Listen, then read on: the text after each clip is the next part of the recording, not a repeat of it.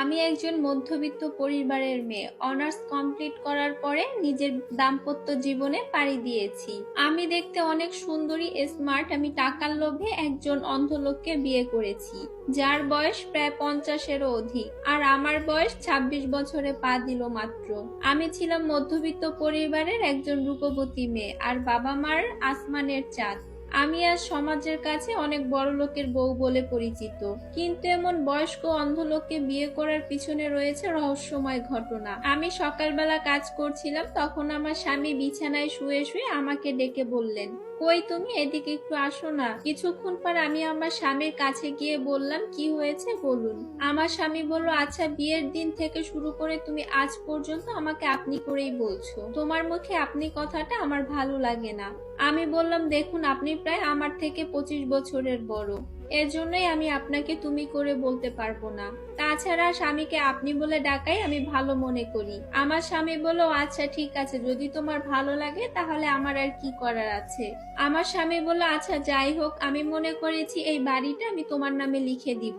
আমি এই কথা শুনে তো অনেক অবাক। আমি প্রচন্ড হাসি মুখে আমার স্বামীকে জড়িয়ে ধরে বললাম, তাই নাকি? আমার স্বামী বলল, হ্যাঁ, তুমি তো লেখাপড়া জানা, শিক্ষিত মেয়ে। উকিল কি লেখে না লেখে সেটা তুমি আমাকে পড়ে শোনাবে। আমি তো অন্ধ মানুষ, পড়তে পারবো না। তাই বলছিলাম উকিলকে একটা ফোন করে বলবে আসার জন্য আমাদের বাসায়। আমি তখন হেসে বললাম, আচ্ছা ঠিক আছে, তুমি কোনো চিন্তা করো না, আমি এক্ষুনি উকিলকে ফোন করে জানিয়ে দিব। আমার মুখে তুমি কথাটা শুনে অতি আনন্দে অন্ধের ছলে আমাকে জড়িয়ে ধরার চেষ্টা করলেন। আমি নিজেই স্বইচ্ছায় আমার স্বামীকে জড়িয়ে ধরি। আমার স্বামী তখন বলল, তুমি যে আমাকে তুমি করে বললে, আমি যে এতে কতটা খুশি এটা তুমি জানো না। আচ্ছা ঠিক আছে, আমি যদি তোমাকে তুমি করে বলি, এতে যদি তুমি অনেক খুশি হও, আমি আজকে থেকে তোমাকে তুমি করেই ডাকবো। আমার স্বামী বলল, সত্যি বলছো? আমি বললাম, সত্যি।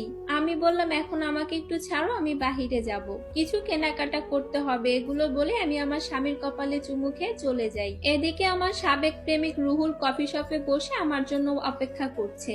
আমি কফি শপে গিয়ে বললাম, সরি, আসতে একটু লেট হয়ে গেছে। তখন রুহুল বলল, আরে না, আমিও হয়েছে কিছুক্ষণ এসেছি। আমি বললাম, তোমাকে আজকে অনেক গুরুত্বপূর্ণ একটা কথা বলতে চাই। তুমি আজকে আমার সাথে এক্ষুনি আমাদের বাসায় যাবে।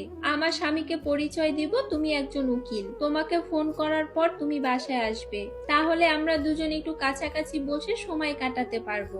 আমার প্রেমিক রুহুল এই কথাটা শুনে অবাক হয়ে গেল। তখন আমার হাত ধরে বলে, আমি তো এই কথা বিশ্বাস করতেই পারছি না, এমন বুদ্ধি তোমাকে কে দিল? আমি তখন বললাম, আরে বললো না, বুইড়া অন্ধ গোবরটা আমাকে বলেছে আমার নামে নাকি পুরো বাড়ি লিখে দিবে। তাই আমাকে বললো উকিলকে ফোন করে যাতে আমি বাসায় আসতে বলি। কাজেই আমি এই বুদ্ধিটা কাজে লাগিয়েছি।